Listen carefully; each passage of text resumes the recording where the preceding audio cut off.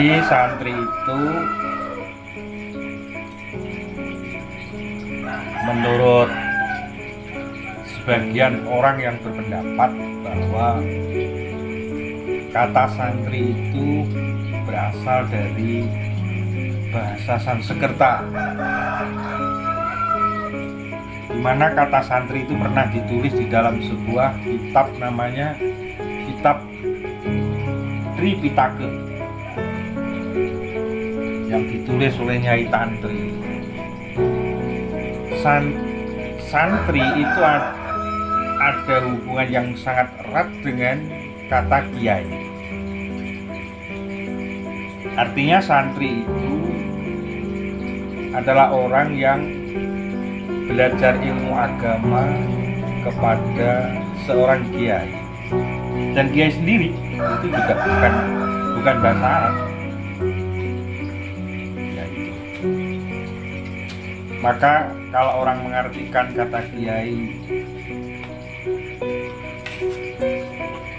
yang begitu sederhana, ikiai berasal dari kata ikiai, karena orang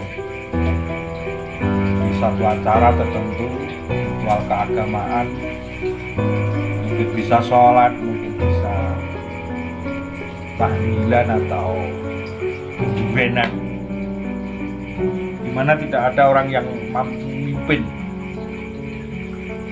mampu menjadi imam, kemudian ada salah satu tokoh atau salah satu orang yang mungkin dianggap lebih mampu daripada yang lain, kemudian ya kiai, itulah yang kemudian dijadikan kiai. Tapi yang jelas dua kalimat antara santri dan kiai ini adalah dua hal yang tidak bisa dipisahkan. Dan tentu santri sendiri mempunyai identitas yang berbeda dengan yang bukan santri. Seperti halnya kalau orang pakai kopiah, orang pakai sarung, banyak orang menyebut itu seorang santri. Tapi pada hakikatnya orang yang pakai sarung ya juga belum tentu itu seorang santri. Orang yang pakai kopiah juga belum tentu itu sebagai seorang santri. Cuman identitas santri biasanya tidak lepas dari ya. Karena perlu kita ketahui bahwa sarung, kopiah itu kan bagian dari sebuah budaya. Jadi kekayaan budaya kita, terutama budaya di Indonesia ini, santri pakai kopiah, pakai sarung, yang menurut sudut pandang fikih sebenarnya kalau orang hanya diwajibkan menutup aurat. Kemudian kalau budaya orang Jawa, budaya Indonesia, terutama Jawa, cara menutupnya aurat itu kalau santri pakai sarung. Kemudian mungkin bisa jadi cara menutup aurat itu pakai celana, penting auratnya. Dan perlu diketahui bahwasanya santri sendiri atau kata santri itu sendiri, sejauh saya belajar di pondok pesantren atau di kajian beberapa ilmu yang lain, saya belum pernah menemukan kamus bahasa Arabnya santri. Tetapi menurut saya, santri itu adalah sebuah singkatan dari kata santri yang terdiri dari huruf sin, nun, ta, kemudian ro dan ya, sehingga berbunyi kalimat santri. Menurut saya, santri itu adalah sinnya satirul uyun, orang yang menutup celah atau aib, baik ini menyangkut celah atau aib diri pribadi seorang santri ataupun orang lain. terlebih aibnya komunitas seorang santri. Maka santri harus mampu menutupi aibnya santri-santri yang lain, tidak hanya santri sendiri. Itu santri dari huruf sin. Kemudian nun. Nun itu naibun anil ulama, pengganti daripada ulama. Karena tidak mungkin ulama itu digantikan kalangan-kalangan yang bukan dari santri. Tidak mungkin. Maka biasanya kalau seorang kiai meninggal, ya kemudian putranya yang tadinya berstatus sebagai seorang santri meneruskan perjuangan ayahnya yang berstatus menjadi seorang kiai, dan anak tadi kemudian tadinya berstatus sebagai seorang santri juga menjadi kiai. Seperti itu. Dan itulah diantara arti daripada naibun anil ulama. Tetapi tidak mesti harus seorang santri meneruskan perjuangan ayahnya yang menjadi seorang kiai, juga tidak. Jadi secara umum seorang santri punya tugas meneruskan perjuangan para ulama, meneruskan perjuangan para kiai. Bagaimana kalau diambil dari murad sirinya pada sebuah bait Alfiya Ibnu Malik, wa ma yalil mudhafa ya'ti khalafa anhu fil i'rabi idza mahudhifa. Jadi tatkala seorang kiai, yang dimana seorang kiai itu diiringi terus oleh seorang santri yang sedang belajar kepadanya, dan kiai itu kemudian meninggal atau tidak ada, diambil oleh Allah, maka santrilah yang kemudian meneruskan posisi daripada posisi kiai tadi. Itu kalau diambil dari murad sirinya, wa may yalil mudhafayati khalafan anhu fil i'rabi idza mahudhifa. Maka sekali lagi saya katakan naibun anil ulama, pengganti daripada ulama. Karena jelas kenapa harus santri pengganti ulama? Iya, karena yang selama ini belajar ilmu agama di tempat kiai-kiai dimanapun berada, baik yang bersifat mondok ataupun yang duduk, yang laju, yang mingguan atau yang bulanan, itu mesti santri. Apalagi yang diperjuangkan oleh kiai itu agama. Maka tatkala agama itu diperjuangkan oleh orang-orang yang bukan ahlinya, artinya bukan santri yang selama ini menggeluti di bidang ilmu agama, ya fantazil salah. Tinggal tunggu waktu, kapan bubarnya, kapan hancur. Gak mungkin agama itu bisa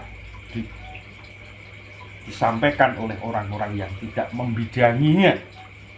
Mestinya agama itu harus disampaikan, dibawa, diajarkan oleh orang-orang yang benar-benar mampu dan membidanginya. Siapa itu? Ya tentu penerusnya para santri-santri. Maka sering saya katakan di berbagai forum bahwa pesantren terutama, di mana pesantren itu tempat daripada santri, dia mengkaji ilmu agama di tempatnya kiai. Pesantren tidaklah mencetak seorang teknokrat, pesantren tidaklah mencetak seorang ekonom, barangkali tidak mencetak seorang politikus, tetapi pesantren adalah mencetak ulama. Dalam arti santri dibekali dengan berbagai disiplin ilmu agama yang tinggi agar terbentuk sebuah karakter, mempunyai akhlak yang mulia atau yang mungkin sering disebut dengan istilah akhlakul karimah. Tetapi juga santri dibekali dengan pemahaman-pemahaman budaya yang tentu budaya tersebut budaya-budaya yang tidak berseberangan dengan hukum syar'i, dan budaya itu tentu santri diperintahkan oleh kiai untuk menguri-ngurinya, tetap diurip-urip. Apalagi kita tinggal di Indonesia di Jawa apalagi seperti budaya sarungan, seperti budaya kopiahan, atau mungkin orang lain bilang peci. Artinya bagaimana?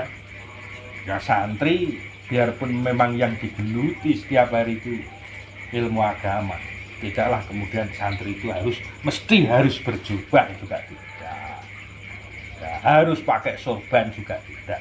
Itu hanya hukumnya sunnah begitu saja, sebagaimana yang pernah digunakan oleh Rasulullah SAW. Tapi bukan berarti santri kemudian sarungan itu kurang kelihatan santrinya, atau mungkin bisa disebut orang yang tidak beragama. Ya enggak. Sekalipun sarung itu sendiri di awal saya katakan bagian dari sebuah budaya, tapi bisa difungsikan untuk memenuhi tuntutan syar'i sebagai alat penutup aurat. Itu non. Kemudian tak itu taibun minadz dzunub.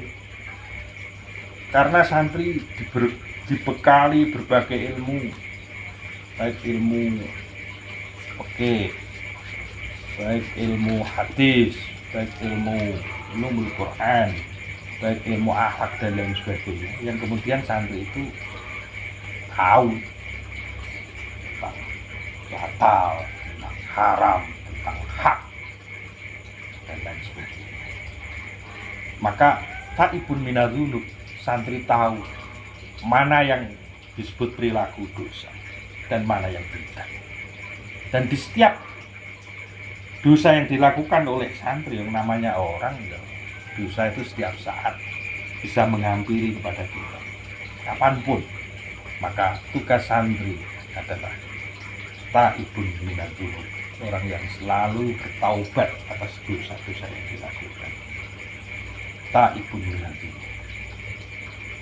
Kemudian ra itu raghibun bil khairat, orang yang mencintai pada sebuah kebaikan dalam bentuk apapun kebaikan itu. Kalau santri tidak mencintai kebaikan, itu perlu dipertanyakan kesantrian seorang santri tadi. Wong santri kok gak seneng apik, kan lucu. Asalkan kebaikan itu tetap berpijak pada ketentuan hukum-hukum Allah, ya, mesti baik dan tentu harus didukung. Raghibun bil khairat.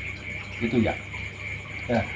Kemudian yang terakhir yaitu yaqidu li umuril muslimin. Yaqidu li umuril muslimin, orang yang selalu bangkit terhadap kepentingan-kepentingan orang Islam. Jadi semisal ada permasalahan kaum muslimin yang memang barangkali itu perlu membutuhkan satu bantuan, baik secara moral ataupun secara material, barangkali mampu, tentu kita harus gumregah, kita harus bangkit untuk memberikan pertolongan, memberikan perhatian terhadap kepentingan-kepentingan hati. Saya kira itu arti daripada santri. Jadi saya garis bawahi bahwa santri itu bukan bahasa Arab, begitu juga kiai itu juga bukan bahasa Arab. Sampai kalimat kiai itu disematkan untuk nama sebuah keris, itu kiai. Mungkin kiai mojo, mungkin kiai apa. Maka kemudian di tradisi Jawa itu umumnya kiai itu disematkan kepada orang yang memang mempunyai disiplin ilmu agama yang tinggi, wong sing pinter agama, dan mereka tunjukkan perilaku kesehariannya sesuai dengan ilmu yang mereka miliki. Itu kiai. Dan kiai tadi mampu menjawab, memberikan solusi terhadap kebutuhan masyarakat. Itu arti daripada kiai, dan mungkin yang awal tadi saya sebutkan arti daripada santri. Itu menurut saya. Demikian.